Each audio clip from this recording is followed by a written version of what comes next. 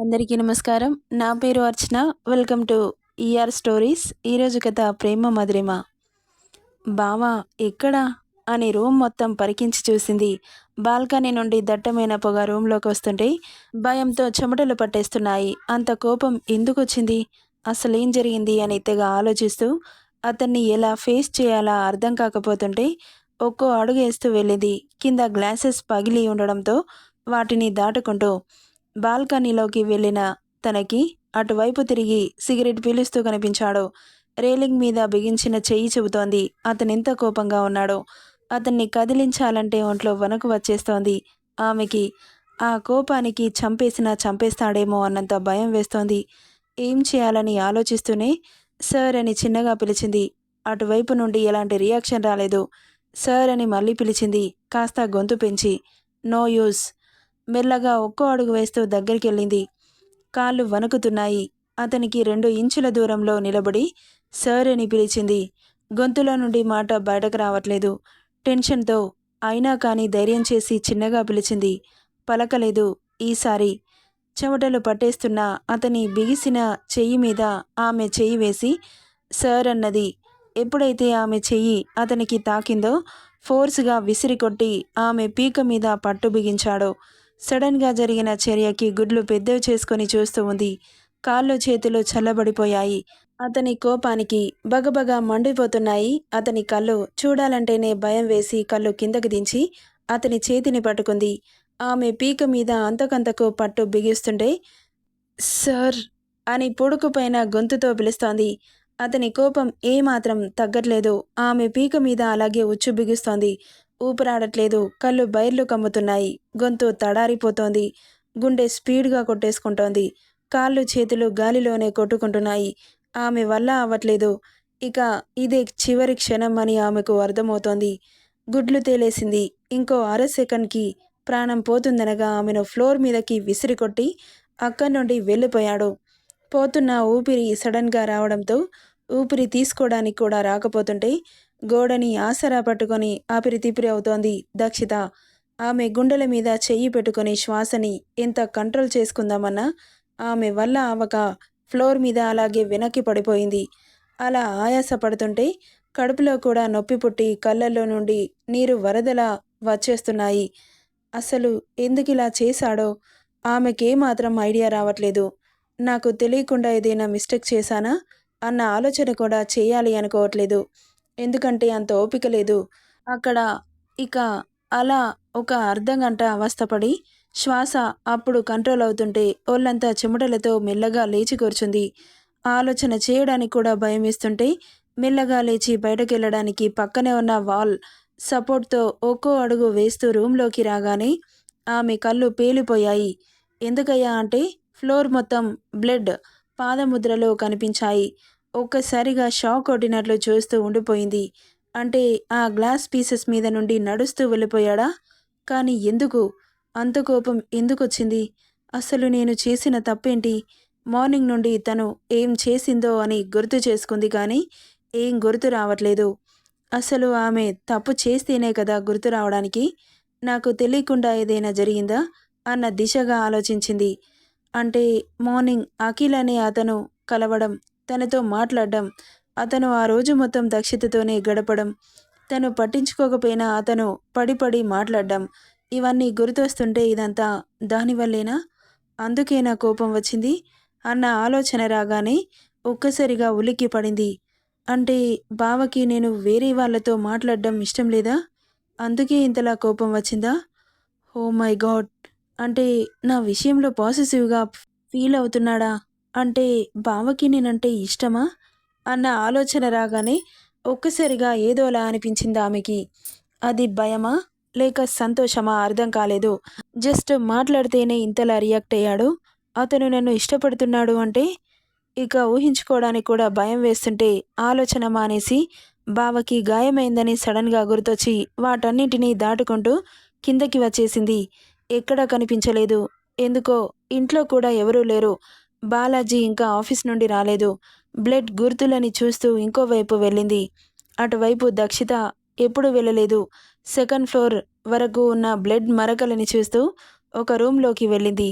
లోపల అడుగు పెట్టగానే కాళ్ళకి ఏదో తగిలినట్లు అనిపిస్తుంటే కిందకి చూసింది. వైన్ బాటిల్స్ ఫ్లోర్ మీద దొర్లుతూ కనిపించాయి. ఒక్కసారిగా ఆమె కళ్ళు పెద్దవయ్యాయి.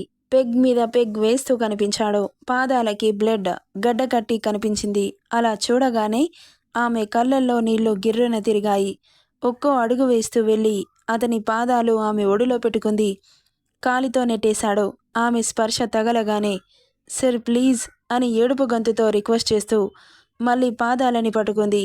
డోంట్ టచ్ అన్నాడు గుడ్లు ఉరిమి చూస్తూ గంభీరమైన స్వరంతో. అతని గొంతుకి భయపడ్డా అతని కాళ్ళకి ట్రీట్మెంట్ చేయాలనుకుంటూ ఆ రూమ్లో ఫస్ట్ ఎయిడ్ బాక్స్ ఎక్కడుందో వెతుకుతుంటే అవుట్ అన్న బేస్ వాయిస్ వినిపించింది. భయంతో ముందుకు అడిగేసేదల్లా అక్కడే ఆగి వెనక్కి తిరిగి చూసింది. ఐ సెడ్ గెట్ అవుట్ అంటూ అరిచాడు. నో నేను వెళ్ళను అంటూ అరిచింది దక్షిత కూడా. మొదటిసారి ఆమె అలా అరవడం. కళ్ళు చిన్నవి చేసి చూస్తున్నాడు. నేను వెళ్ళను, మీ కాలికి గాయమైంది, దానికి ట్రీట్మెంట్ చేసే వెళ్ళిపోతాను అని ఫస్ట్ ఎయిడ్ బాక్స్ తీసుకొచ్చి అతని కాళ్ళ దగ్గర కూర్చోగానే ఆమె జుట్టు పట్టి దగ్గరికి లాక్కొని ఆమె ఫేస్కి 1/2 ఇంచు దూరంలో ఫేస్ పెట్టి చూస్తూ పెదాలని అందుకున్నాడు. అస్సలు ఎక్స్పెక్ట్ చేయలేదు అలా చేస్తాడని. గుడ్లు పెద్దవి చేసుకొని చూస్తూ ఉంది దక్షిత. ఎంత హార్డ్గా ముద్దు పెడుతున్నాడు అంటే అతని 2 పెదవుల మధ్య ఆమె పెదాలు నలిగిపోతున్నాయి. నాలుకని అతని నాలుకతో పెనవేస్తూ ఊపిరాడకుండా చేస్తుంటే ఇంతకుముందు ఊపిరి ఎలా ఆగిపోయిందో అలా అనిపిస్తోంది ఆమెకి.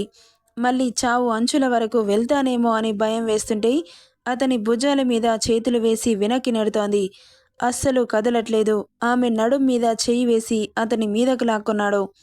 ఇప్పుడు అతని బాహువుల్లో చిట్టెలుకలాగా చిక్కింది దక్షిత. అతని చేతుల్లో నడుము, అతని పెదవుల్లో ఆమె పెదాలు నలిగిపోతుంటే ఉక్కిరిబిక్కిరవుతోంది.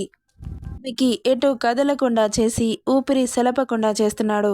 మొదటిసారి అంత వైల్డ్గా రియాక్ట్ అవ్వడం. పంటితో ఆమె పెదాలని కసుక్కున కొరికి నాలుక మీద పళ్ళను దింపాడు. ఆమె బ్లడ్ అతని నాలుకకి ఉప్పగా తగులుతుంటే అతని కార్నర్ పెదవి వైడ్ అయ్యి 10 నిమిషాలకి ఆమెను ఉక్కిరిబిక్కిరి చేసి వదిలి ఊపిరి ఎగబీలుస్తున్న దక్షితని చూసి ఆమె చెస్టుపై చేయి పెట్టి వెనక్కి తోసి యు ఆర్ ఎ లయర్ అన్నాడు తల తిప్పేస్తూ. అతని మాటలకి బ్రెయిన్ స్ట్రక్ అయ్యి అలాగే చెమ్మచేరిన కళ్ళతో చూస్తూ ఉంది దక్షిత. స్టే అవే ఫ్రమ్ మీ అన్నాడు.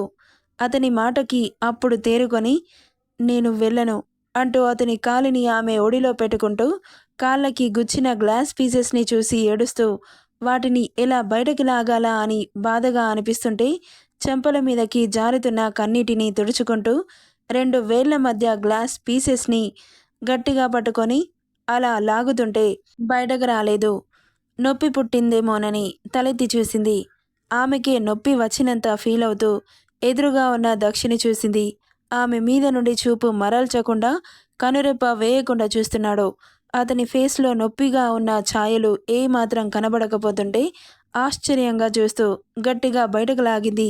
కనీసం కదలను కూడా కదలలేదు. ఐ బ్లింక్ కూడా చేయలేదు.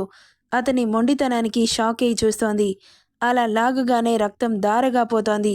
వెంటనే కాటన్తో బ్లడ్ని ఆపి యాంటీసెప్టిక్ లిక్విడ్ వేసి కాటన్తో కట్టుకట్టింది. ఐబాల్ తిప్పకుండా చూస్తున్నాడు.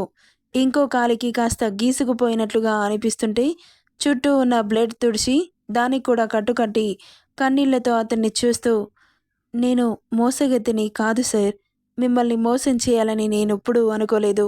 మీకు నేను మోసం చేసినట్లుగా ఎక్కడ అనిపించిందో చెబితే ఎక్స్ప్లెయిన్ చేస్తాను కదా సార్ అంటున్న ఆమె మాటలు విననట్లుగానే లేచి బెడ్ మీద అడ్డంగా పడిపోయాడు. ఇక ఆ రూమ్లో అతన్ని చూస్తూ అతని మాటకి ఏడుపొస్తుంటే అక్కడ కూర్చొని ఏడుస్తూ ఎప్పుడు నిద్రలోకి జారుకుందో తెలీదు. నెక్స్ట్ డే మార్నింగ్ ఆమె బాడీ మీద భారంగా అనిపిస్తుంటే కళ్ళు నలుపుకుంటూ లేచి చూసిన తనకి గుడ్లు బయటకి పొడుచుకొచ్చాయి. కటిక నేల మీద పడుకున్న దక్షిత ఆమె గుండెల మీద ఉన్న దక్షిని చూడగానే అతని కాలు ఆమె తొడ మీద, అతని రైట్ హ్యాండ్ ఆమె నడుం మీద దర్జాగా ఆ ప్లేస్కి ఆ హ్యాండ్ రారాజు అన్నట్లుగా ఉంటే అతని తల మాత్రం ఆమె ఎద మీద దర్జాగా రాజ్యమేలుతోంది. అసలు మెత్తటి పాన్పు మీద పడుకునే బావ కటిక నేల మీద నాతో పాటు ఇక్కడికి ఎందుకొచ్చాడు అన్న ఆశ్చర్యం, అయోమయం. ఎందుకింత కష్టం బావకి అని అతను అలా పడుకుంటే చూడలేకపోతోంది దక్షిత. అతన్ని కదిలించాలని అనిపించలేదు. గాఢ నిద్రలో ఉన్నట్లు అతని శ్వాస చెబుతుంటే అతని ఫేస్‌ని చూస్తూ అలాగే ఉండిపోయింది. ఇక ఎప్పటికో ఆమె కాలు తిమ్మిరి పట్టినట్లుగా అనిపిస్తుంటే ఇబ్బందిగా చిన్నగా కదిలింది. అంత మాత్రానికే లేచి కూర్చున్నాడు దక్ష్. దక్షిత కూడా గబుక్కున లేచి అతన్ని చూడాలంటే భయం వేసి తల కిందకి దించి కూర్చుంది. దక్ష్ మెల్లగా లేచి వాష్రూమ్‌కని నడుస్తుంటే పాదానికి గాయమవడం వల్ల స్లిప్ అయి కింద పడుతుంటే క్షణంలో అతని చేరి పడకుండా పట్టుకుంది. ఆమె నడుం పట్టి దగ్గరికి లాక్కొని ఆమెను సైడ్ లుక్‌తో చూసి ముందుకు కదిలాడు. ఇక అతన్ని వాష్రూమ్‌లో వదిలి వెనక్కి వస్తుంటే ఆమె చెయ్యి పట్టి లాగి కిందకి చూపించాడు. అర్థం కాకుండా ఫ్లోర్ మీదకి చూస్తోంది. ఆమె జుట్టు పట్టి అతని పాయింట్ జిప్ వైపు చూపించాడు. ఓపెన్ అన్నట్లుగా చూస్తుంటే కళ్ళు పెద్దవి చేసి చూస్తుంది. ఆమె చెయ్యి తీసుకొని అక్కడ పెట్టుకున్నాడు. ఒక్కసారిగా కరెంట్ షాక్ కొట్టిన ఫీలింగ్ ఆమెలో. క్విక్ అన్నాడు. జిప్ కిందకి లాగి అటువైపు తిరిగింది. ఆమె నడుం మీద చెయ్యి వేసి ఒక చేత్తో ఆమెను దగ్గరికి లాక్కొని లెఫ్ట్ హ్యాండ్తో పని కానిచ్చేశాడు. ఆమె కళ్ళలోకి సూటిగా చూస్తూ అతని చేష్టలకి బుర్ర బ్లాస్ట్ అయింది. దానికేంటి, మాకు కూడా అలాగే ఉంది. ఓరిని రొమాన్స్ తగలయ్యా. నెక్స్ట్ పార్ట్‌లో ఏం జరుగుతుందో చూద్దాం. ఈ స్టోరీ ఎలా ఉందో కామెంట్ చేయండి guys. Thank you for listening.